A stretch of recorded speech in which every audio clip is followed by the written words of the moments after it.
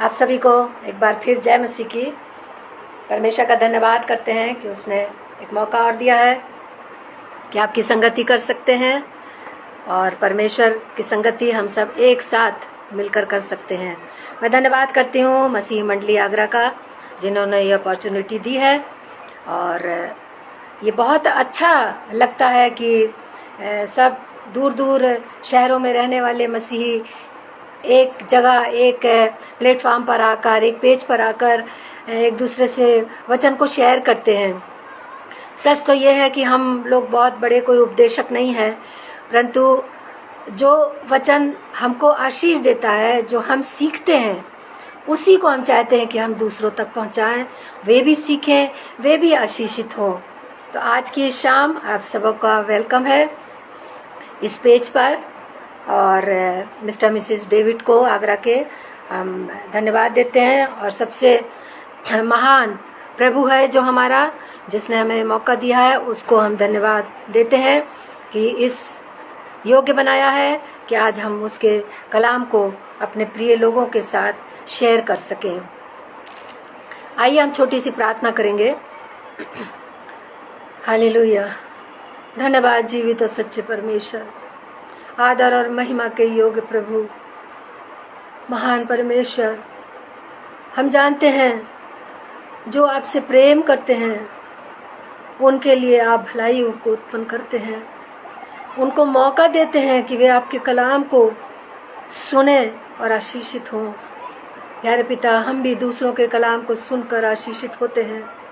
सो आपसे विनती और निवेदन करते हैं मेरे प्रभु, वो कलाम जो आपने दिया है उसको हम अपने भाई बहनों के साथ, अपने प्रियों के साथ, बच्चों के साथ बांट सकें। आपकी आत्मा हमें काम करे, होठ मेरे हों परंतु शब्द आपके हों। मेरे पिता, आप बढ़ें, हम घटें। यदि कोई मेरे अंदर कोई कमी और घटी है मेरे प्रभु, उसको माफ़ करिए, उसको दूर करिए। अपने को आपको समर्पित करती हूँ। पूरे समय को अपने हाथ में ले लीजिए, शैतान शत्रु को दूर कीजिए, किसी प्रकार से वो रुकावट न डालने पाए मेरे प्रभु। धन्यवाद करते हैं आपका आज के इस कलाम के लिए। धन्यवाद की भेंट को आपके पुत्र, अपने उद्धार करता प्रभु यीशु के सामर्थी और जलाली नाम में होकर मांगते हैं, आमीन आमीन। Hallelujah hallelujah. हम सब आनंदित होते हैं जब प्रभु के वचन को सुनते हैं और शेयर करते हैं। आज का वचन जो आत्मा के द्वारा मुझको मिला, मैंने कुछ दिनों से इसको पर मनन किया था और मुझको मौका भी मिल गया बोलने का, और मैं परमेश्वर का धन्यवाद करती हूँ इसके लिए। मेरा आज का टॉपिक है आत्मिक भूख और प्यास। आत्मिक भूख और प्यास, हम सब शारीरिक भूख और प्यास तो बहुत अच्छी तरह जानते हैं और उसका अनुभव हमको है कि शारीरिक भूख क्या है और शारीरिक प्यास क्या है। परंतु यहाँ वचन हमको सिखाता है कि हमारे अंदर आत्मिक भूख और प्यास भी होनी चाहिए।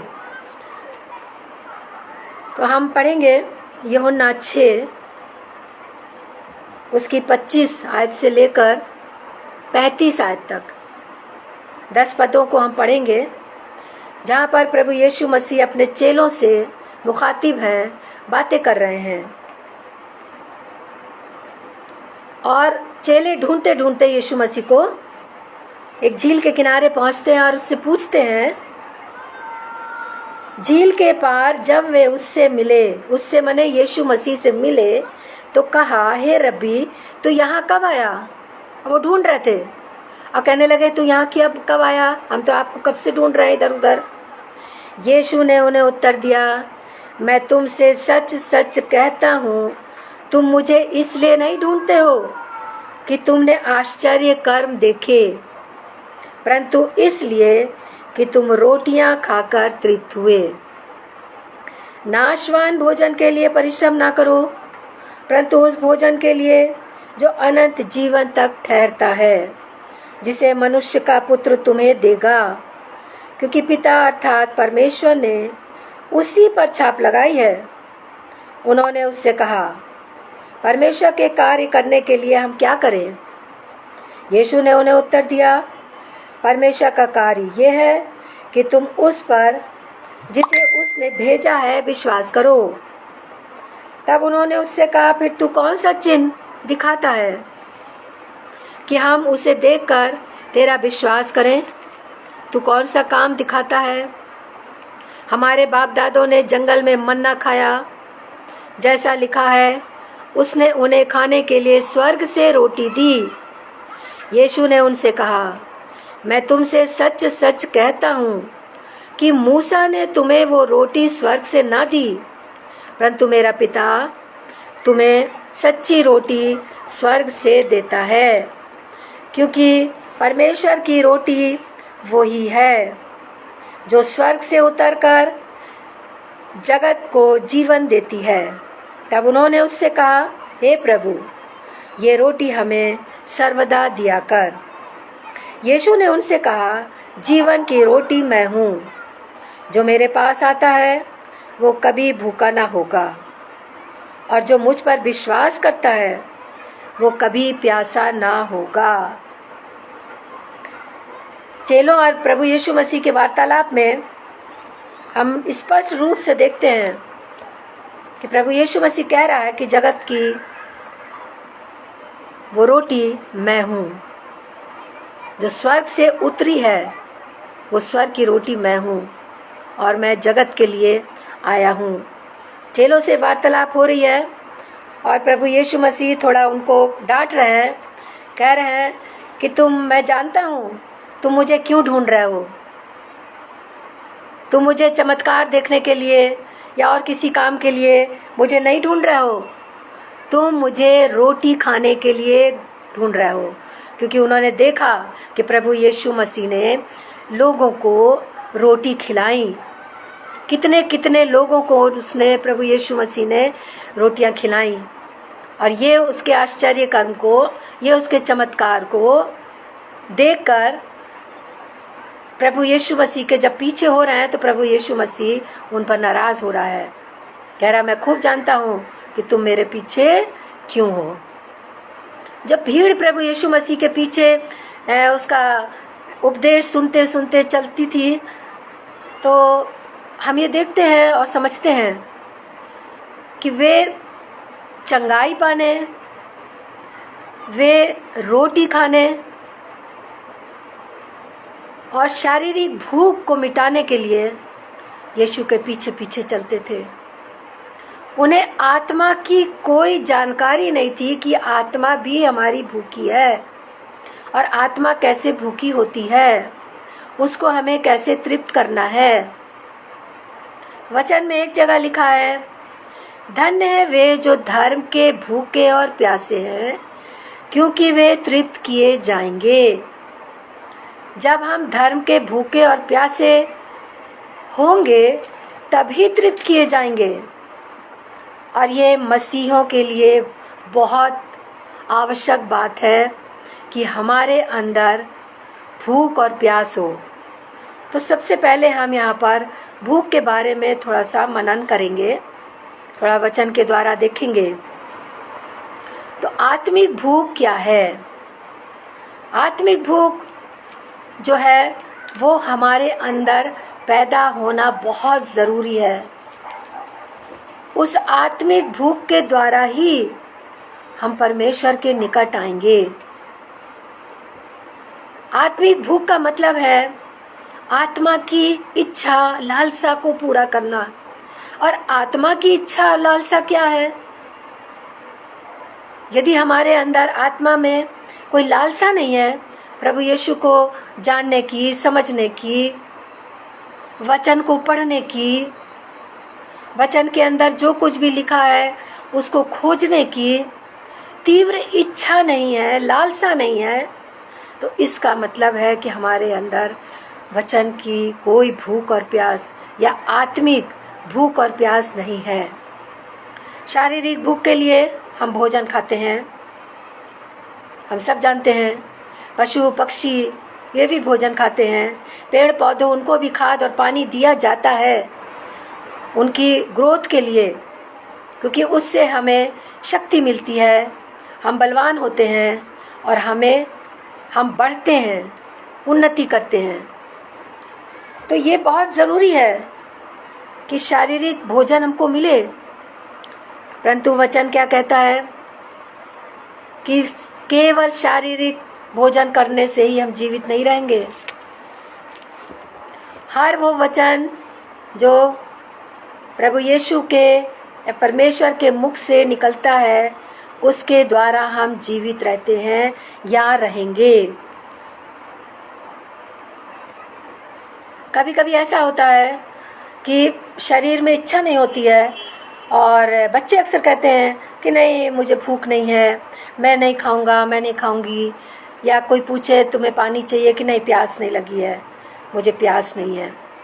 तो शारीरिक भूख और प्यास का हमें बहुत ज़्यादा अनुभव है कि कैसे लगती है, और उसी भूख और प्यास को हम देखते हुए उससे कंपेयर करें कि ये हमारा शरीर है और शरीर के अंदर आत्मा है। शरीर है और शरीर के अंदर आत्मा है। तो जब शरीर को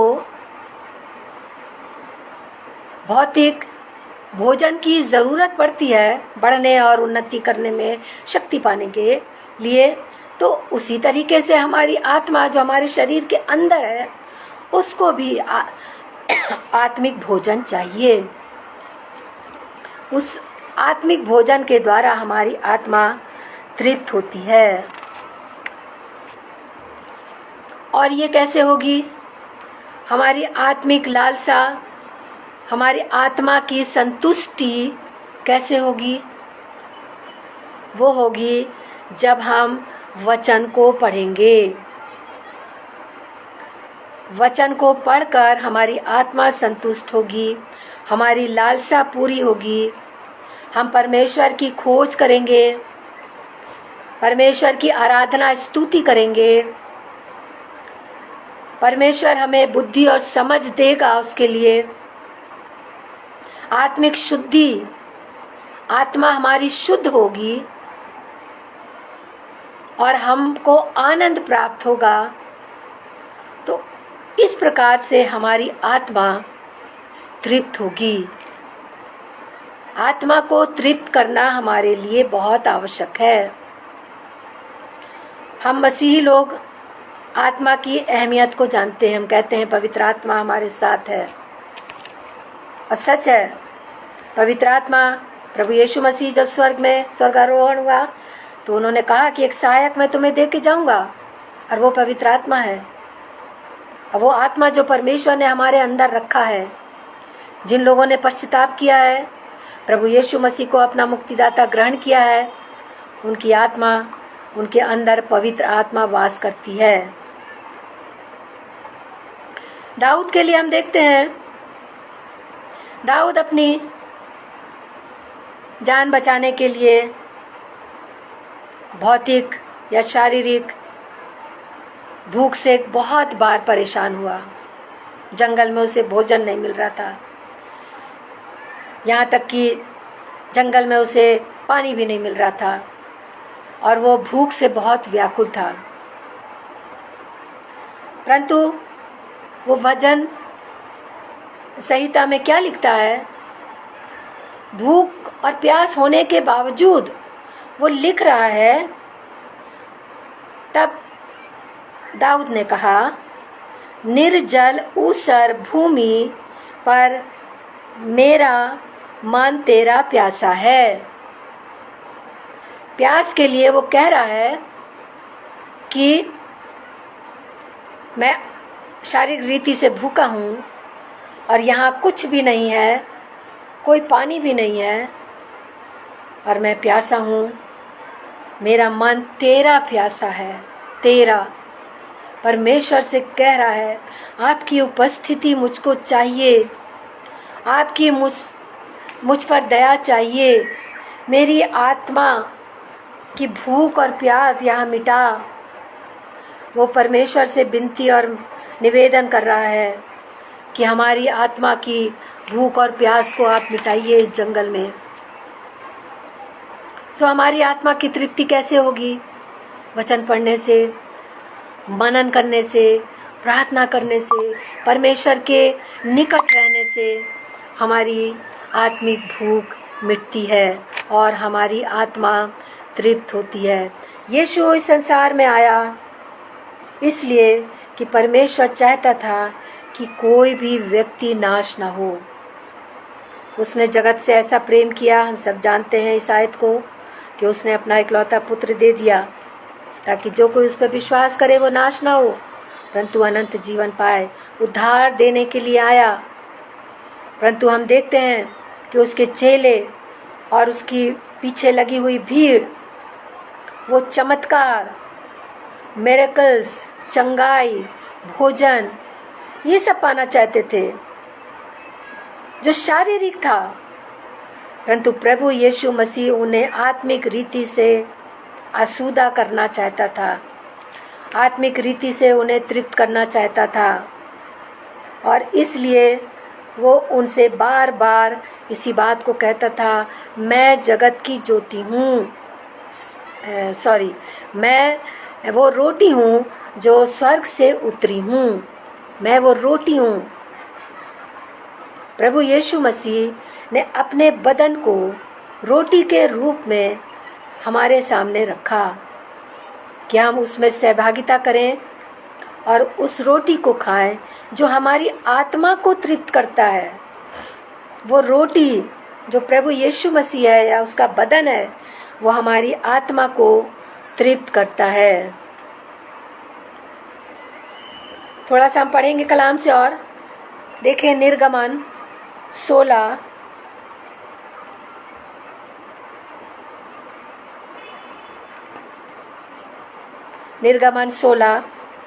उसकी दूसरी और तीसरी आयत देखिए। जंगल में इस्राएलियों की सारी मंडली मूसा और हारून के विरुद्ध बक बक करने लगी। इस्राएली उनसे कहने लगे, जब हम मिस्र देश में मांस की हांडियों के पास बैठकर मनमाना भोजन करते थे, तब यदि हम यहोवा के हाथ से मार डाले भी जाते तो उत्तम वही था। पर तू हमको इस जंगल में इसलिए निकाल ले आए हो कि इस सारे समाज को भूखों मार डाले। देखिए मूसा पर इस्राएली लोग कैसा दोष लगा रहे हैं। जब उन्हें मांस खाने को नहीं मिला तो वे उस पर दोष लगा रहे हैं और कह रहे हैं उससे कि हम वहाँ पर मांस मछली सब कुछ खाते थे और हमारा शरीर तृप्त होता था। यहाँ पर हम देखते हैं उन्हें सिर्फ शारीरिक भोजन की चिंता थी और उन्हें वो शारीरिक भोजन, या अगर हम उनको कहें कि उनको मिस्र से मूसा और हारून छुड़ा कर नहीं लाए थे, वो निकाल कर नहीं लाए थे, ये परमेश्वर की योजना थी। पर क्या है, मूसा और हारून पर बुड़बुड़ा रहे थे। ऐसे ही हम जीवन में बहुत बार जब विषम परिस्थितियों में होते हैं, बीमारियों में होते हैं, हमारा कोई प्रिय मर जाता है या हम संकट में होते हैं, तब हम बहुत बार परमेश्वर को बुरा भला कहते हैं, बुड़बुड़ाते हैं, कुड़कुड़ाते हैं। और ये बुड़बुड़ाना परमेश्वर हमारा पसंद नहीं करता है, क्योंकि हमें दुख में उस पर पूरा भरोसा रखना है, मूर्खता नहीं करना है। ये मूर्खतापूर्ण बातें इस्राएलियों ने की जिनसे परमेश्वर बहुत दुखी और नाराज हुआ। इसी प्रकार हम मूर्खतापूर्ण बातें, कठोर बातें परमेश्वर को बोल देते हैं। हम उसके प्रबंध को, उसकी योजनाओं को नहीं समझते हैं। हमारे लिए उसकी योजनाएं होती हैं जो शायद हमको बुरी लगती हैं, परंतु हम उसको धीरज से हमें उन्हें सहना चाहिए। उन विषम परिस्थितियों में परमेश्वर पर भरोसा रखना चाहिए। तो हम भी शारीरिक भूख की अधिक लालसा करते हैं, अधिक चिंता करते हैं। पर प्रभु कहता है, चिंता मत करो कि हम क्या खाएंगे। चिड़ियों को देखो, ना वो जोतती हैं ना बोती हैं, पर स्वर्गीय पिता उन्हें खिलाता है, क्योंकि वे उसके बनाए हुए लोग हैं, बनाए हुए पक्षी हैं। तो वो अपने जानवरों को, बनाए हुए सृष्टि को खिलाता पिलाता है। तो हम तो उनसे भी उत्तम हैं, सबसे उत्तम हमको बनाया है। तो हम भी परमेश्वर के बनाए हुए हैं। तो इसलिए कहता है चिंता मत करो, पर हम शारीरिक रहें इसलिए हम चिंता करते हैं। हमें परिश्रम करना है भोजन के लिए, पर चिंता नहीं करना है। बहुत से मसीही परिवारों में लोग, बच्चे जब कहते हैं कि हम बाइबल ट्रेनिंग करेंगे, या पेरेंट्स खुद बच्चों को बाइबल ट्रेनिंग करने में, प्रभु की सेवा में भेजने से डरते हैं। वो ये कहते हैं कि वहाँ क्या सैलरी मिलेगी, क्या तुम्हारी इनकम होगी, कैसे घर बार चलेगा, कैसे बच्चों की पढ़ाई लिखाई होगी, बहुत कुछ कहते हैं और फिर बच्चे डरते हैं। अब उस डर में, जो शारीरिक डर है, वो उनको परमेश्वर की सेवा के लिए आगे नहीं बढ़ने देता है। तो कहता है हमें शारीरिक भोजन की, शारीरिक भूख की चिंता नहीं करनी है। अब प्रभु वचन कहता है आज की चिंता आज स्वयं कर लेगा, चिंता मत करो। पर हम मनुष्य हैं, हमारा स्वभाव बहुत अजीब है, हम चिंता करते हैं। तो यीशु जो है वो चमत्कारों को करने के लिए ही नहीं आया। जब मरियम के पास दूत आया तो उसने मरियम से ये नहीं कहा कि हे मरियम, तो एक बालक को उत्पन्न करेगी जो चमत्कार करने वाला होगा, जो पत्थरों से रोटी बना देगा, जो चंगाई देने वाला होगा। नहीं, उसने ये नहीं कहा। उसने कहा एक उद्धारकर्ता जन्म लेगा, उद्धारकर्ता जन्मेगा। प्रभु यीशु मसीह उद्धार देने जगत में आया, और यही हमारी प्रायोरिटी है कि हम उद्धार पाएं और उद्धार का समाचार दूसरे लोगों तक पहुंचाएं।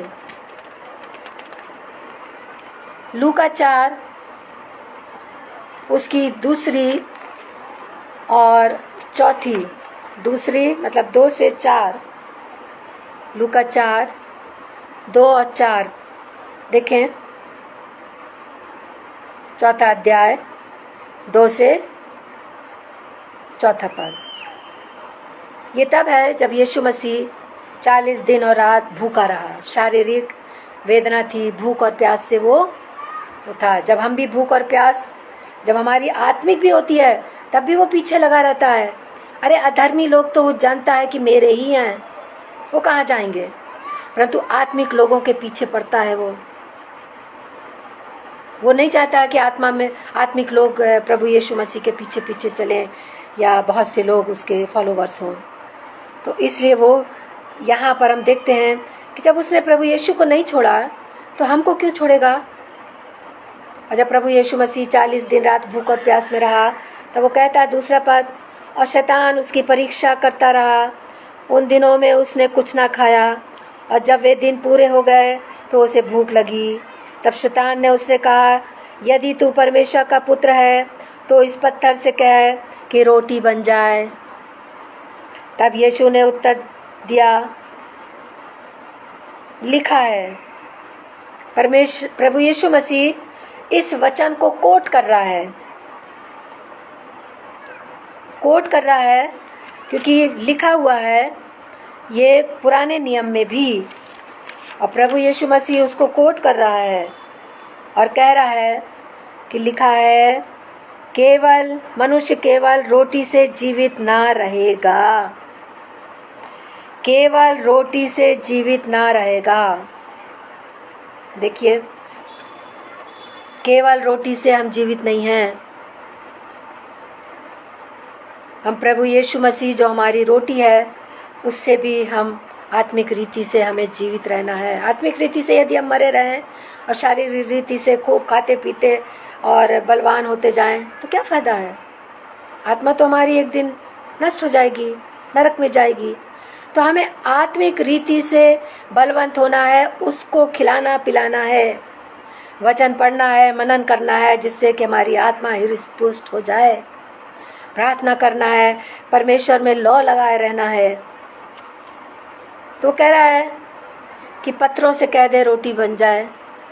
यहाँ वो उसकी परीक्षा कर रहा है, और ये परीक्षा ही नहीं, ये हमारी शिक्षा के लिए भी है।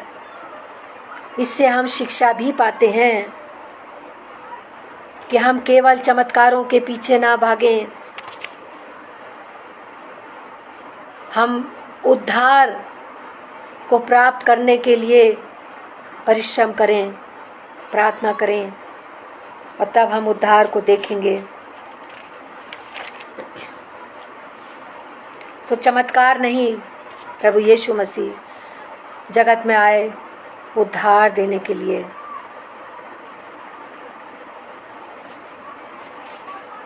आगे हम देखेंगे यीशु मसीह का बलिदान भी कोई चमत्कार नहीं था, ये उद्धार था।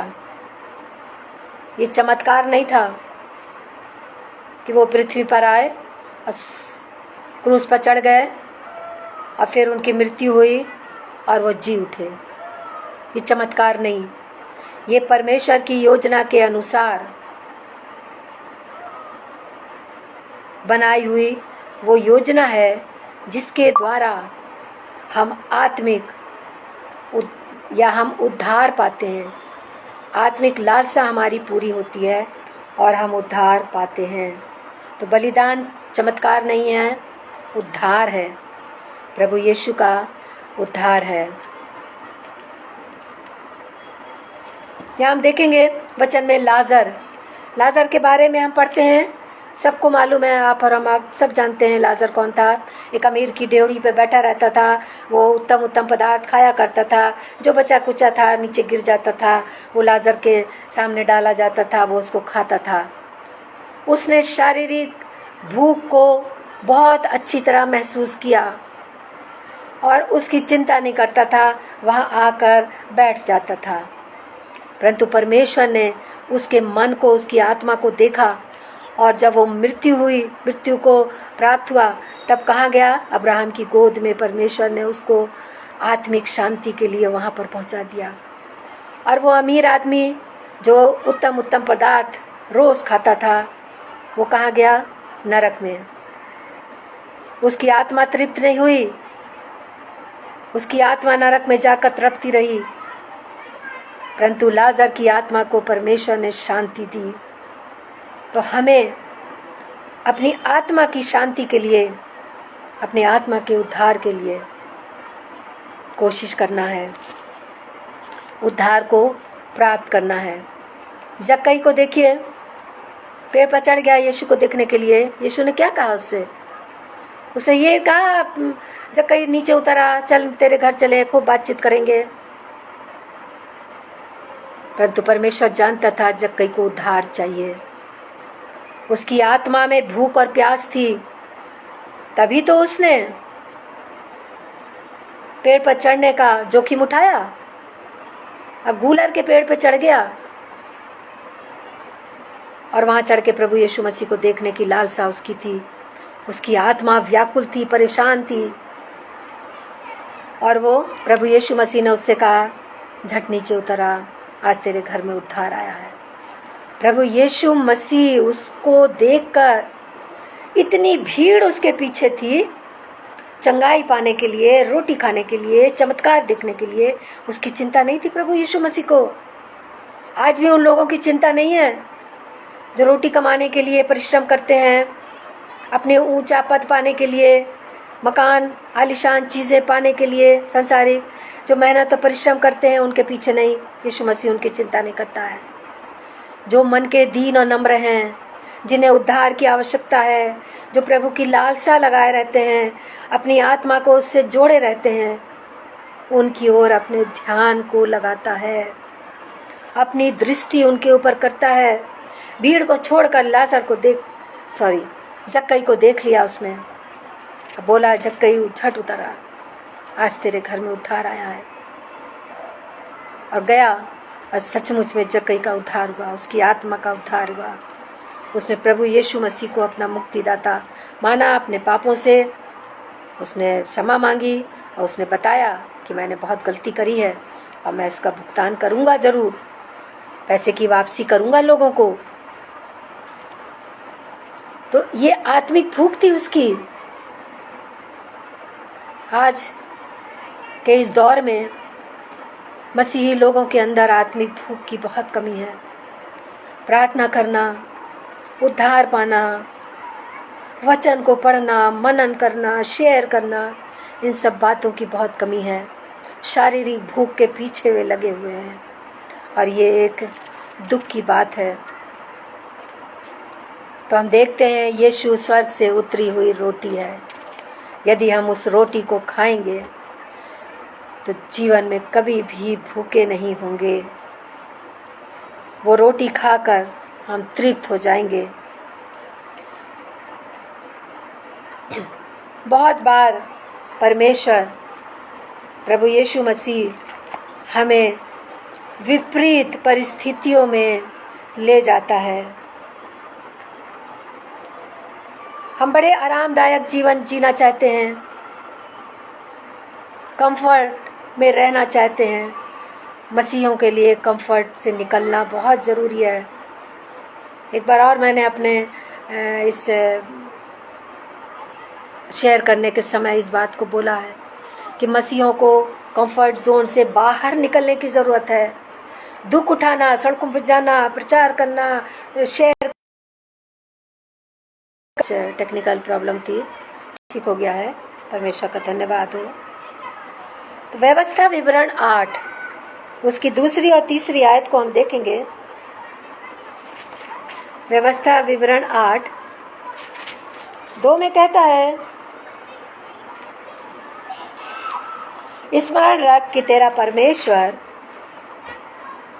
यहोवा उन 40 वर्षों में तुझे सारे जंगल के मार्ग से इसलिए ले आया है कि वो तुझे नम्र बनाए और तेरी परीक्षा करके वो जान ले कि तेरे मन में क्या क्या है और कि तू उसकी आज्ञाओं का पालन करेगा कि नहीं। उसने तुझको नम्र बनाया और भूखा भी होने दिया। कभी कभी जब हम भूखे होते हैं, हमारे परिवारों में बहुत सी बातों की कमी घटी, धन की कमी या जॉब की कमी या और बीमारियां, बहुत सी बातों की कमी महसूस जब हम करते हैं, वो हमारी विपरीत परिस्थितियां होती हैं, विषम परिस्थितियां होती हैं जिनको हम पसंद नहीं करते हैं, जो हमें नागवार होती हैं, जिन्हें हम चाहते नहीं हैं। परमेश्वर क्या कह रहा है? उसने तुझको नम्र बनाया और भूखा भी होने दिया। भूखा होने देता है। फिर वो मन्ना जिसे तूने और न तेरे पुरखा ही जानते थे, वही तुझको खिलाया, इसलिए कि वो तुझको सिखाए कि मनुष्य केवल रोटी ही से नहीं जीवित रहता। देखिए कितना क्लियर लिखा हुआ है, एकदम साफ साफ लिख रहा है परमेश्वर। पुराने नियम में प्रभु यीशु मसीह तो हम नए नियम में देखते हैं, उसके पैदाइश के बाद वो बातें करता है कि स्वर्ग से उतरी हुई मैं हूँ, जीवन की रोटी मैं हूँ। यहाँ परमेश्वर इस्राएलियों से पुराने नियम में कह रहा है, जबकि परमेश्वर प्रभु यीशु मसीह का अभी जन्म नहीं हुआ है। पुराने नियम में वो इस्राएलियों से कह रहा है कि जो वचन यहोवा के मुंह से निकलता है उनसे ही वो जीवित रहता है, मनुष्य रोटी से नहीं। उस वचन से जो परमेश्वर के मुंह से निकलता है उससे वो जीवित रहता है। तो हमें अब अपनी आत्मिक भूख को बढ़ाना है। विषम परिस्थितियों में भी परमेश्वर के नज़दीक बने रहता है। प्रार्थना, विनती, निवेदन सब करते रहना है। वचन को पढ़ना है। वरदानों की प्राप्ति के लिए परमेश्वर से मांगते रहना है और अपनी लालसा को, अपनी आत्मा की लालसा को परमेश्वर की ओर लगाना है। हमारी भूख को मिटाएगा। आगे हम देखेंगे आत्मिक प्यास। आत्मिक प्यास क्या है? ये आत्मिक भूख और आत्मिक प्यास साथ साथ चलती है। भूख और प्यास दोनों का गहरा संबंध है। अगर भूख है तो प्यास भी है, और दोनों हमारे शरीर के लिए और आत्मा के लिए आवश्यक चीज़ें हैं। यीशु जीवन का जल है। वचन में हम देखते हैं कि एक बहुत अच्छा एक उदाहरण या एक व्याख्या, एक इंसिडेंट हम देखते हैं और पढ़ते हैं, जो अभी हम उस पर मनन करेंगे। तो आत्मिक प्यास जो है, जब हम पवित्र आत्मा के लिए हमारी आत्माओं में काम करने की लालसा रखते हैं कि हमारी आत्मा में परमेश्वर का काम हो, उद्धार का, ये हमारी आत्मिक प्यास है कि हमारी आत्मा लालसा करे कि हमारी आत्माओं में उद्धार का काम हो, हमारी प्यास बनी रहे उद्धार के लिए। वो प्यास होना बहुत ज़रूरी है। आत्मिक प्यास और आत्मिक भूख, हमने देखा दोनों साथ साथ है। अब दोनों की चिंता हमें करनी है।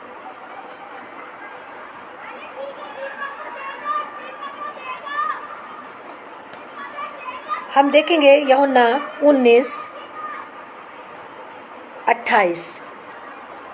यदि हम ना पढ़ें तो हम सब जानते हैं, उसमें प्रभु यीशु मसीह ने जब वो क्रूस पर था तो बोला कि मैं प्यासा हूँ। 7 वाणियाँ बोली, उसमें से उसने एक ये भी बोला कि मैं प्यासा हूँ।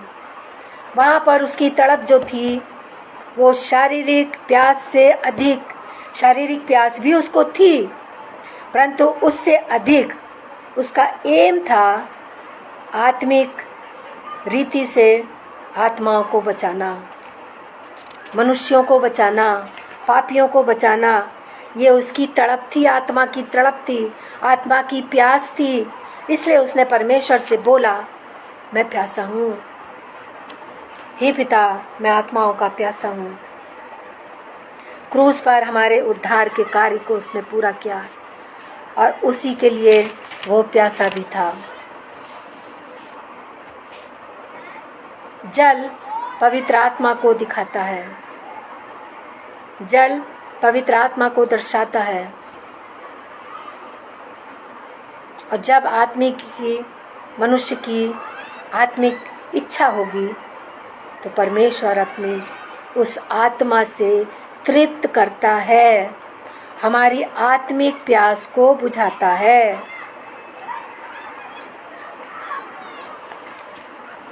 वचन जो जीवन की रोटी है और जल जो आत्मा है, पवित्र आत्मा है, उसकी प्राप्ति करने की लालसा, इच्छा, ख्वाहिश हमारे मन में तभी बनी रहेगी जब हम कुछ प्रयास करेंगे, अपना समय देंगे, अपनी शक्ति खर्च करेंगे। तब परमेश्वर वचन में हम खोजेंगे क्या लिख रहा है वचन, कैसे हमारी आत्मा की भूख मिटेगी, कैसे हमारी आत्मा की प्यास बुझेगी। वचन में खोजेंगे और आत्मा हमें, पवित्र आत्मा हमें तृप्त करेगा, हमारी आत्मा को तृप्त करेगा। और परमेश्वर हमें इसके साथ साथ आत्मिक भूख और प्यास मिटाने के साथ हमारी शारीरिक भूख और प्यास की भी चिंता करता रहेगा। तो हमने देखा कि आत्मिक प्यास होना भी हमारे अंदर बहुत ज़रूरी है। और वचन से हम थोड़ा सा देखेंगे, भजन संहिता देखिए 42, भजन 42,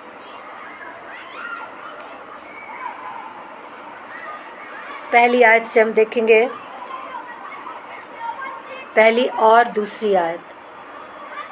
जैसे हरिणी नदी के जल के लिए हाँफती है, वैसे ये परमेश्वर मैं तेरे लिए हाँफता हूँ। जीवते ईश्वर, हाँ, परमेश्वर का मैं प्यासा हूँ।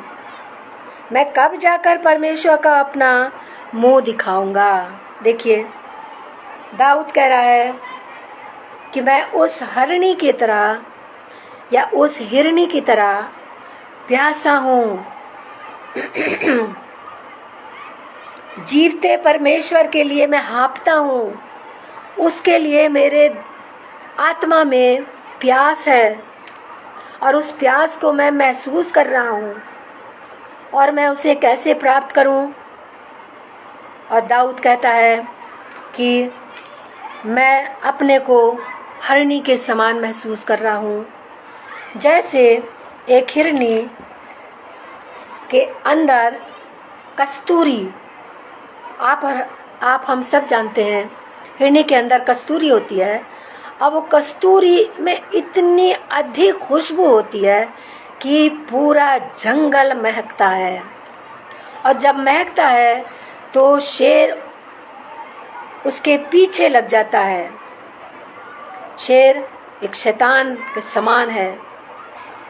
शेर हिरनी के पीछे लगता है और उसको फाड़ खाना मांगता है, या उसकी जो खुशबू होती है उसके पीछे पीछे उसका दीवाना होके भागता रहता है। और हिरनी जो है वो भी इतनी तेज भागती है, उसकी भी रफ्तार बहुत तेज होती है शेर के समान। और वो जब अपने को बचाने के लिए इतनी तेज भागती है कि प्यास से व्याकुल होती है, और जब प्यास उसके शरीर को व्याकुल करता है तो वो पानी ढूंढती है। और पानी क्यों ढूंढती है? हमारा प्यासे होते हैं तो पानी ढूंढते हैं। कोई प्यासा होता तो पानी मांगता है।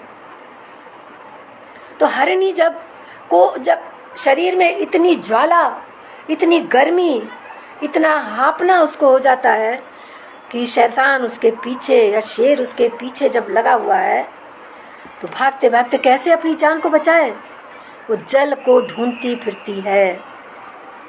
और हमने अभी देखा जल पवित्र आत्मा को दर्शाता है। और हिरनी जब तक वो जल उसको मिल नहीं जाता है वो जंगल में दौड़ती ही रहती है। चाहे उसका प्राण भी निकल जाता, पर वो पानी को खोजते और वो जब पानी के पास पहुंचती है तो पानी में डूब जाती है, उसमें वो अपने को छिपा लेती है। हालेलुया, कितना प्यारा बयान है यहाँ पर। पवित्र आत्मा हमको कवर किए है, जो अंदर है वो बाहर से भी हमको कवर किए है, अंदर से हमको संभाले हुए है। हिरनी पानी में जब पहुंच जाती है अपने को सुरक्षित, शांत पाती है। उसकी आत्मिक प्यास, उसके शारीरिक प्यास बुझ जाती है, सुरक्षा उसको मिल जाती है पवित्र आत्मा के घेरे में आकर। और हम देखते हैं शैतान जो है वो इस जगत का शेर है, हमारे पीछे पड़ा है। मसीहों के, अभी मैंने बोला आपसे, सबके पीछे नहीं पड़ता है। वो जानता है अधर्मी और दुष्ट, बुरे काम करने वाले तो मेरे हैं ही, वो कहाँ जाएंगे? वो तो मेरी इच्छा के अनुसार चलते हैं, मेरे कहे हुए काम करते हैं, मुझे आनंदित करते हैं, मुझे खुश रखते हैं। परंतु वो मसीही लोगों के पीछे लगता है, एक शेर जैसे हिरनी के पीछे लगती है। हम जब शैतान हमारे पीछे पड़ता है, हमारी आत्मा, पवित्र आत्मा वो जल है जिसमें हम सुरक्षित होते हैं। परमेश्वर का आत्मा हमें सुरक्षा प्रदान करता है।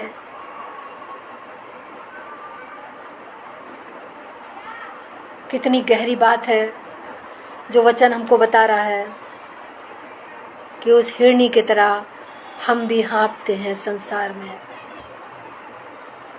और सांसारिक चीज़ों से हम अपनी प्यास को बुझाना चाहते हैं, जो कभी नहीं होगी। बुझेगी फिर लगेगी, भूख है मिटेगी फिर लगेगी, भौतिक या शारीरिक रीति से हम भोजन खाएंगे फिर भूख लगेगी, पानी हम पिएंगे फिर प्यास लगेगी। परंतु जो वचन रूपी रोटी खाएगा वो हमेशा जीवित रहेगा। जो वचन पवित्र आत्मा रूपी जल को पिएगा वो हमेशा आत्मा में बना रहेगा, उद्धार को प्राप्त किए रहेगा, परमेश्वर में सुरक्षा प्राप्त करेगा और उद्धार अनंत जीवन प्राप्त करेगा, अनंत जीवन प्राप्त करेगा। तो जल पवित्र आत्मा को दर्शाता है, जिसमें हम अपने को सुरक्षित पाते हैं।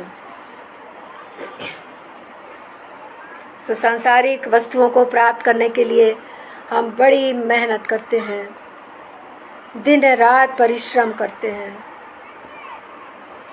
पर वचन हमें क्या सिखा रहा है कि हमें अपनी आत्मा की भूख और प्यास के लिए परिश्रम करना है, अपनी आत्मा की भूख और प्यास मिटाने के लिए चिंता करना है। सामरी स्त्री के बारे में हम पढ़ते हैं, वचन में बड़ा अच्छा व्याख्या है यहाँ पर। प्रभु यीशु मसीह, यहूदी और वो सामरी, देखेंगे हम यूहन्ना में लिखता है, यूहन्ना 4 में,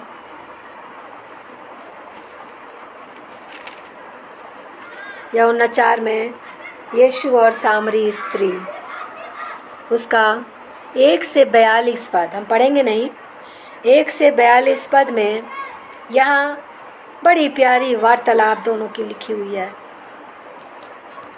सामरी लोग वो लोग हैं जो यहूदी लोगों से किसी प्रकार का व्यवहार नहीं रखते। यहूदी लोग सामरी लोगों से नफरत रखते हैं या अलगाव रखते हैं, किसी प्रकार का लेन देन नहीं होता है। परंतु यहाँ पर हम अभी इसके विपरीत भी कुछ देखते हैं। यहाँ पर क्या हुआ कि जब प्रभु यीशु मसीह भी व्यक्ति था, उसे भी प्यास लगती थी। यहाँ पर उस थकान उसको जब लगी, और ये थकान तो शारीरिक थी उसकी, जिसके कारण वो उस कुएं पे बैठ गया जो याकूब का कुआं था, और उसे पूर्व योजना के अनुसार मालूम था कि वो स्त्री, सामरी स्त्री यहाँ आएगी और आज उसको उद्धार मिलेगा। प्रभु यीशु मसीह वहाँ चमत्कार करने नहीं बैठ गया था, उसने अपने चेलों को भेज दिया, जब भोजन लेके आओ। अब चेले चले गए।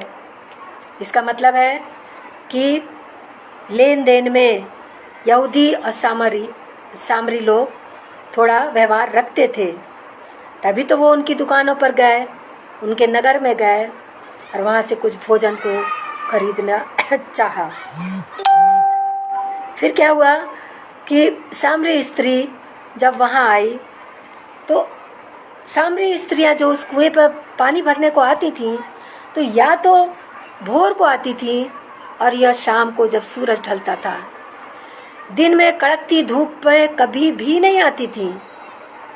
और यहाँ इस बात को हम देखते हैं कि ये सामरी स्त्री कड़कती धूप में अकेले, जबकि वो स्त्रियां ग्रुप में चलती थीं, उनकी परंपरा थी कि वे एक साथ अपने बर्तनों को पानी के लेकर निकलती थीं और पानी लेकर अपने घरों को वापस जाती थीं, वहाँ कुछ देर ठहरती थीं, बातचीत करती थीं, अपने विचारों का आदान प्रदान करती थीं। परंतु यहाँ जिस दिन उस सामरी स्त्री को उद्धार मिलना था, क्योंकि वो आत्मिक रीति से प्यासी थी, परंतु उसके लिए कोई सहारा नहीं था या कोई उसे बताने वाला नहीं था। वो जानती थी कि मैं गुनहगार हूँ, मैंने बड़े गुनाह किए हैं, मैंने बहुत से पति किए हैं, मेरा चरित्र अच्छा नहीं है। वो बहुत व्याकुल थी और उस कड़कती धूप में वो पानी भरने आ गई। और प्रभु यीशु मसीह ने उससे पूछा, बोला कि मुझको पानी पिला। उसने कहा कि अरे तू कौन यात्री है जिसे नहीं मालूम है कि यहूदी लोग सामरी लोगों से ऐसा व्यवहार नहीं रखते हैं, तेरे पास तो कोई बर्तन भी नहीं है, कैसे तू पानी पिएगा।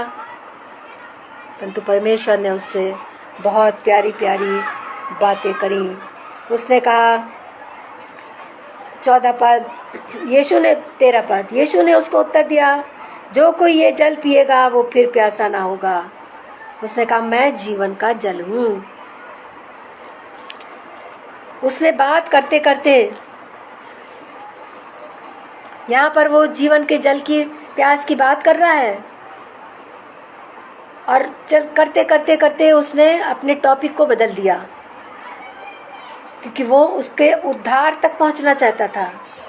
पानी मांग रहा था, उसने कहा तेरे पास कोई बर्तन नहीं है, कैसे मैं सामरी हूँ, कैसे तुझे पानी पिलाऊं, सब बातें हो रही हैं।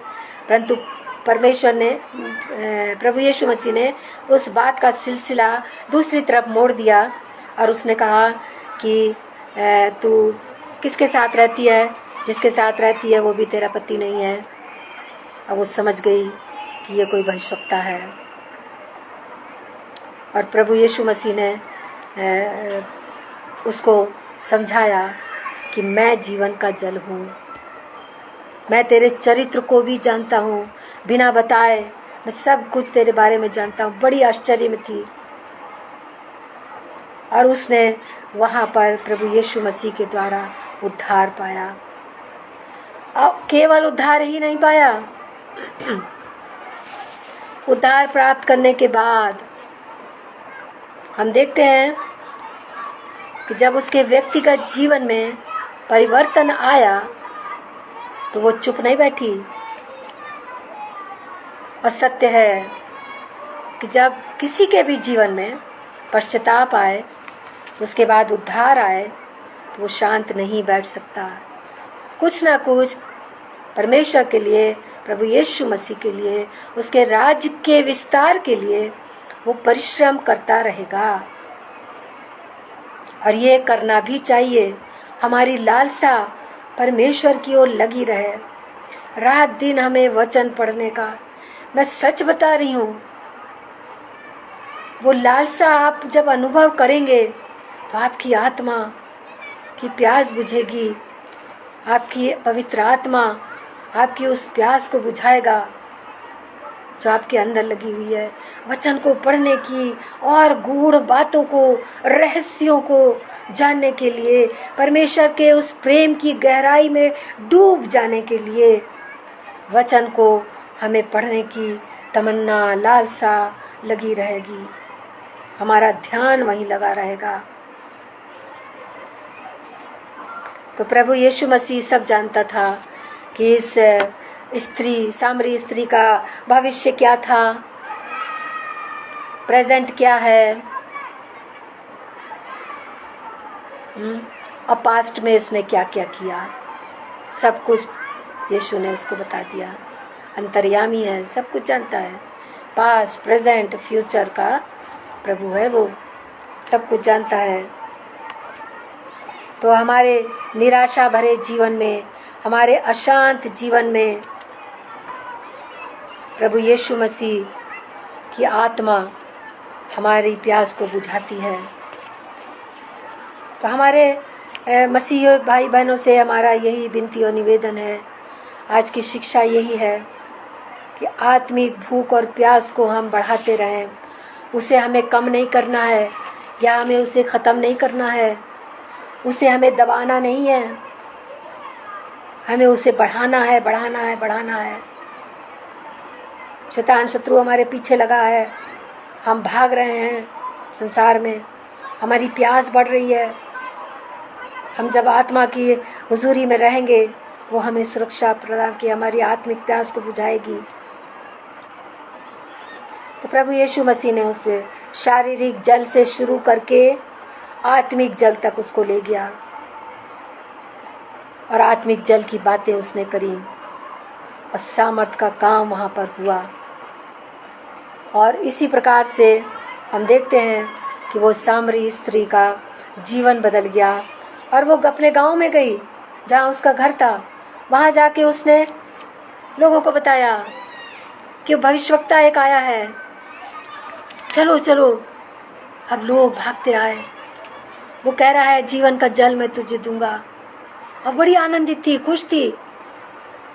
तो जो आनंदित होते हैं वो परमेश्वर के कलाम को बड़े आनंद के साथ दूसरों तक पहुंचाते हैं, और वो सुसमाचार उसने दूसरे लोगों को सुनाया।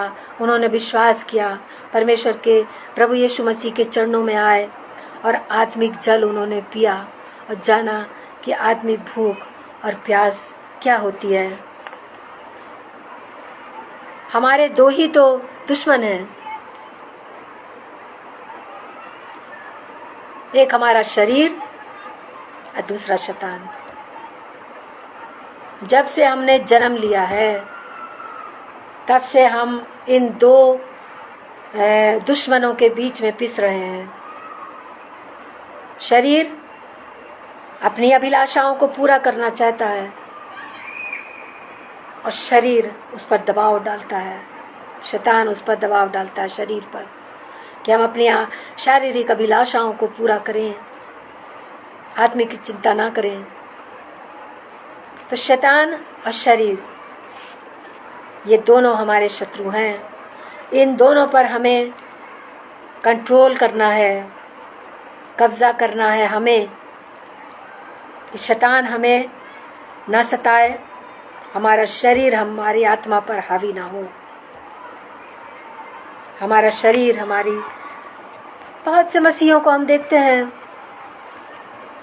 अच्छा अच्छा भोजन, अच्छा जीवन बिता रहे हैं, आरामदायक, आत्मा की कोई चिंता नहीं है। क्या हम सीख रहे हैं? क्या हम अपने बच्चों को सिखाएंगे? तो हमें ये देखना है, जानना है, हम शरीर की अभिलाषाओं को पूरा ना करें, ये हमारी दुश्मन है। और शैतान हमारा दुश्मन है, शेर है, मौका लगे कब फाड़ खाए। हमें होशियार रहना, उसकी चालों को समझना है। बहुत बार हमारे परिवारों में अपनी चालों को चलता है, एक पासा फेंक देता है, कोई बीमारी आ जाती है। अय्यूब को देखिए, उसे कितना सताया। हमें परेशान नहीं होना है, हमें उसकी चालों को नाकाम करना है, अपने को आत्मिक रीति से मजबूत करना है। तो आज का यही शिक्षादायक लेसन या पाठ था कि हमारी भूख और प्यास को हमें बढ़ाते रहना है।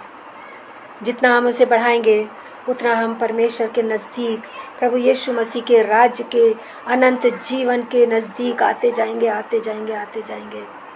और ये हमारे लिए बहुत आवश्यक है। तो शैतान शत्रु से हम बचे रहें। समय हो रहा है, मैं घड़ी देख रही हूँ, समय हो रहा है, समय पे हमें समाप्त करना है। तो भजनकार की तरह हम भी कहें, हे परमेश्वर, प्रभु यीशु मसीह, मैं आपका प्यासा हूँ,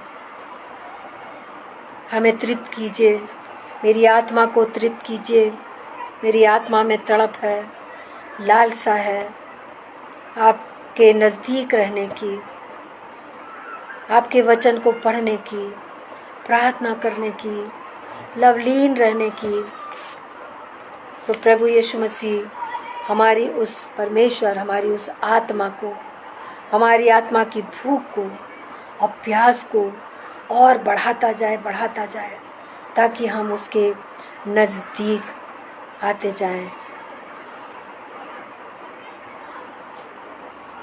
हमने यहाँ देखा कि हमें शैतान से बचकर रहना है।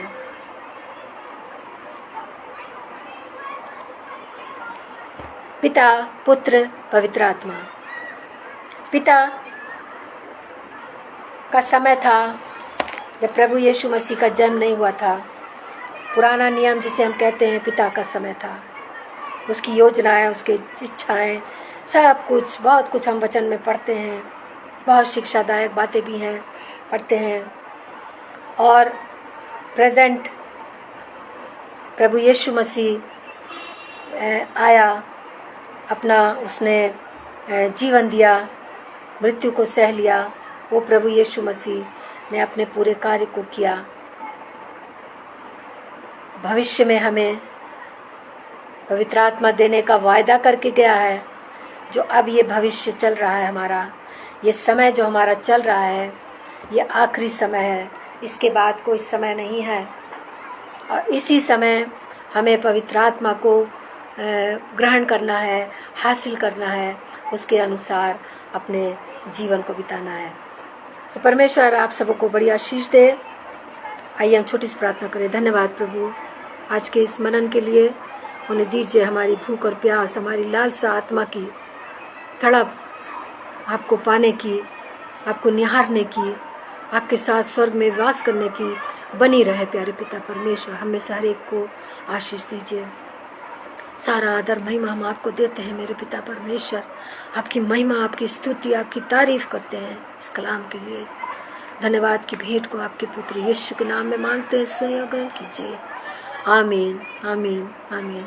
हालेलुया। धन्यवाद, धन्यवाद, धन्यवाद, धन्यवाद पिता परमेश्वर, आपका धन्यवाद हो, आपकी स्तुति और तारीफ हो। आप इस योग्य हैं प्यारे पिता, आपका धन्यवाद हो।